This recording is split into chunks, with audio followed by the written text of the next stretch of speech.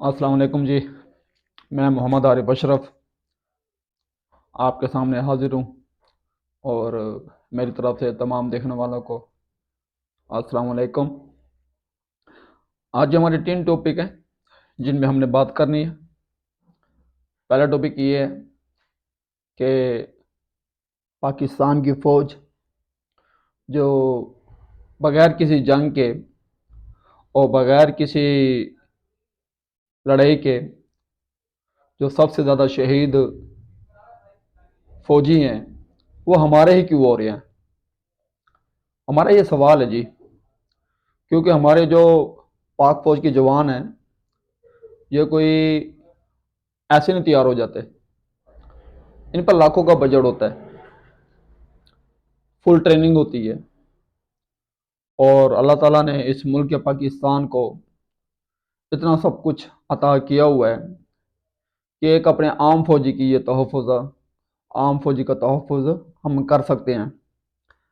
مگر اس کے باوجود ہم روزانہ خبروں میں سن رہے ہوتے ہیں آج ہمارے 4 فوجی شہید ہو گئے، آج ہمارے 5 فوجی شہید ہو گئے، اور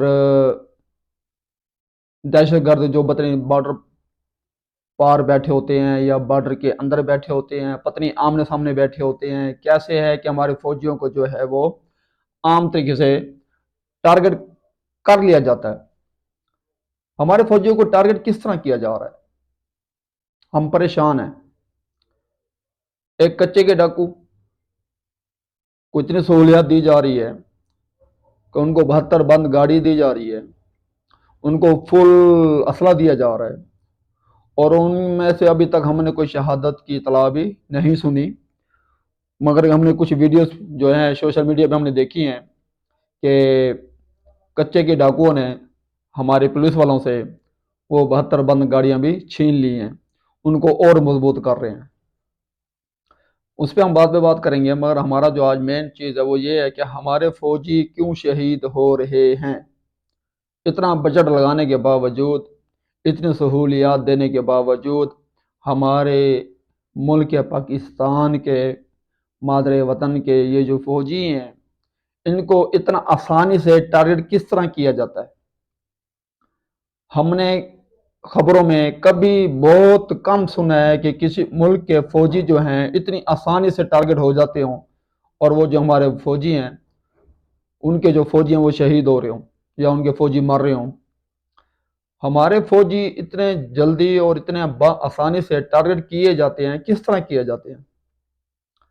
ہمارے پاس انٹیلیجنس ہے جو دنیا میں مانے جانے والی انٹیلیجنس ہے، ISI، اس کے اتنی سہولیات دینے کے باوجود کیا ہمارے پاس گاڑیاں نہیں ہیں، 72 بند گاڑیاں نہیں ہیں؟ کیا ہمارے پاس ہیلی کاپٹر نہیں ہیں؟ کیا ہمارے پاس جنگی جہاز نہیں ہیں؟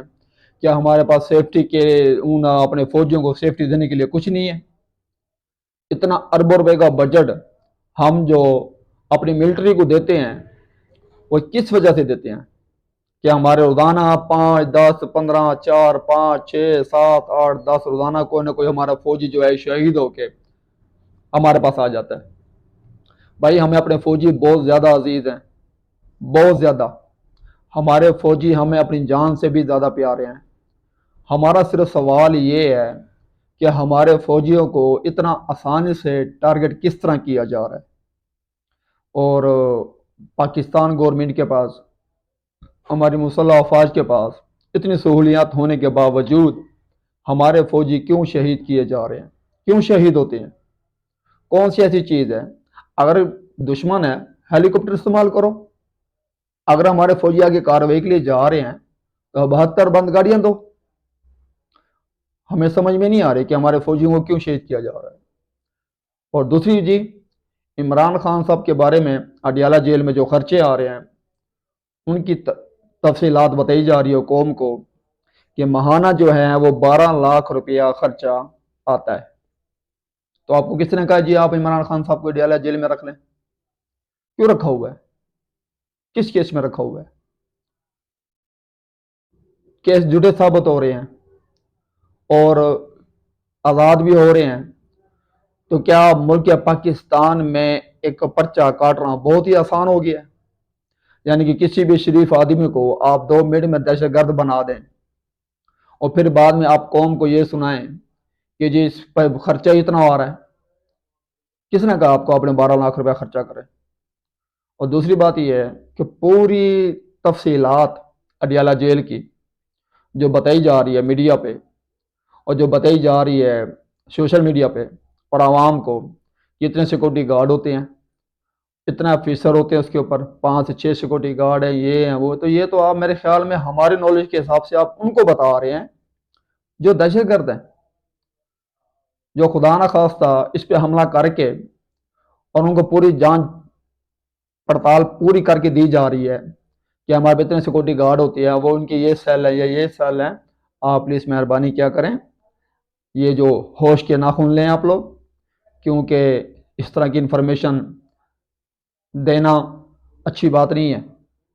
آپ قوم کو ورگلا رہے ہیں، آپ یہ ہرگز نہ کریں، کبھی بھی نہ کرنا، کیونکہ ہم سمجھتے ہیں کہ اب ہماری جو قوم ہے اور خاص طور پہ نوجوان ہیں، یہ سب آپ کی پالیسیاں اور سب آپ کی باتیں جو ہیں وہ بہت اچھے طریقے سے سمجھتے ہیں۔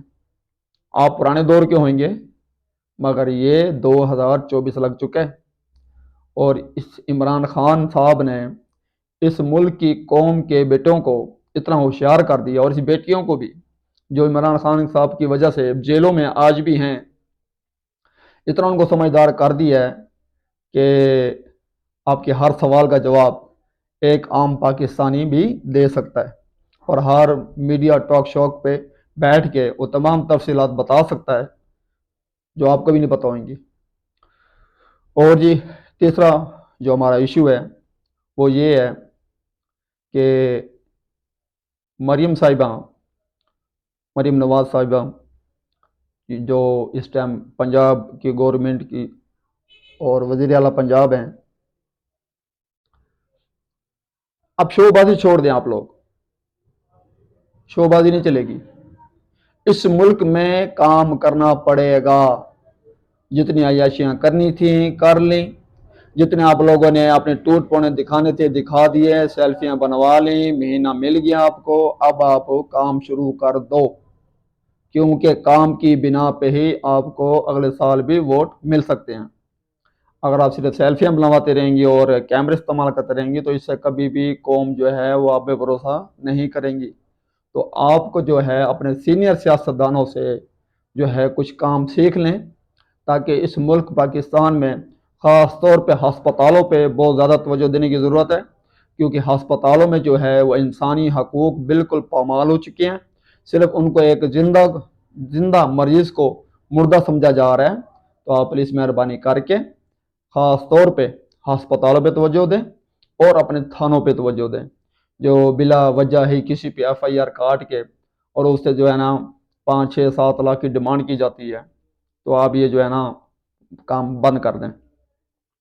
اور تیسری جو چوتھی بات ہے وہ یہ ہے کہ PTI والوں کے لیے یہ جو انتشار پھیلا رہے ہیں اس پارٹی میں، اور کچھ اپنے آپ کو لیڈر بنا کر عوام کے سامنے پیش کر رہے ہیں، تو بھائی جان PTI کا لیڈر صرف ایک ہی ہے، اور وہ ہے عمران خان۔